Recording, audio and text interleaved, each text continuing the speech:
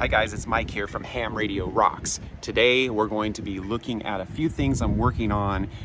First of all, I purchased a 60-foot, that's an 18-meter spider pole, fiberglass pole today to put up my ZS6 BKW antenna. I've had that antenna up with great success. It was at a much lower level. It was at about 30 to 32 feet maybe at the top. I'm gonna try to get this thing up closer to 50 feet. I won't be able to use the top elements because the top elements of the pole are a little bit too thin to hold the wire, so I'm not gonna be using the very top, probably the top two elements on the pole. But also I wanna run through today, what I'm gonna do is I'm going to be building a concrete bucket support to hold my mast in place. I could do it another way, but I'm going to put it in the bucket because if I ever wanted to move it and get it out of the way temporarily, I can, and there's nothing there permanent. So if I ever have any issues with the neighbors, you know, of course I can let them know, hey, it's just temporary, you know. So I'm not in an HOA, thank God, but you know, I try to just do things more on a temporary basis here, just because I don't want to feel committed to a certain way. And I think putting you know, a post or something in the ground, which can be reversed, but I just don't feel like dealing with it. I just rather put it in a bucket. Hopefully you learned something from this. I did pick up the idea from a couple other YouTube videos on the bucket, but maybe if you're first to seeing this, it could be a solution to what you're looking for. So I'm also going to share with you some other things I picked up from researching as far as securing the pole to the bucket and guying it somewhat. So I hope you enjoy. So I've got this 4-inch PVC pipe that I'm going to be using to support the pole. I did get a cap for the bottom. This is the part I'm going to be sinking into the concrete in the bucket. And then I got this toilet flange that's a 4-inch, fits this perfectly on the top. Now I'm going to use these for guys. So I'm gonna be able to put guys, I'm gonna just stretch them out like, let's see, like that, down into the ground, and then down here, just to kind of give it a little bit more support.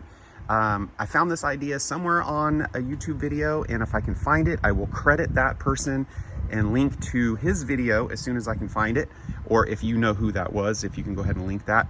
If you've seen this for the first time, then hopefully it'll add value, and hopefully you can check out the guy who actually came up with this idea. I thought it was brilliant to have these. It fits perfectly in here. Now I'm thinking you can probably get a 3-inch version if you need a 3-inch PVC, because this is really thick. I do need that thickness for this big mast here. Mast, it's a pole, I guess. I guess it's a mast, right? Mast, pole, whatever. It's a fiberglass spider beam pole. So again, this will be, let me show you here. It's gonna sit in here like this. Okay. It's gonna sit in here like this. Put the concrete in there. It's gonna be nice and solid. I'm going to probably fill up the concrete pretty high. I want this thing to be heavy, just because this mast is no slouch. This thing is really solid. It's really long. I just want to make sure I have as much support as possible. So I'm going to get to pouring the concrete here. All right, so here is the concrete bucket with the PVC pipe, and all I need to do is just put the flange on top, and then I'll set the fiberglass pole inside, and then I'm going to probably do something to somewhat weatherproof it, because I know that the pole is bigger, or the pole is smaller than the PVC, so there's going to be a little bit of give in there. So I'm trying to think what I can do to sort of insulate it where water won't go in. And what I'm going to do is cut a hole. You know how these buckets here come with a lid, or you can buy them with a lid. I have a lid for it, so I just need to cut a nice circle just to put the lid over the top. And I'm going to try to figure out how to weatherproof it somewhat so that the water or the rain just rolls off of it instead of going inside, because I don't want water to get inside there or to get inside there as well. So I'm going to try to figure out how to weatherproof it the best I can. So this will be the spot that I will place the bucket in. It's going to be about right here. and it's gonna go along this fence and right up along the side of this palm tree here. Now this is my neighbor's palm tree on the other side of the fence, so the neighbor should not see the fiberglass pole at all, but I think it's gonna go high enough, well in fact I know it'll go high enough to clear the top of this palm tree. I wanna say this palm tree's gotta be about, probably about 30 feet, 32 feet, and I'm hoping to get this thing up about 42 to 48 feet, hopefully 48 feet at the apex.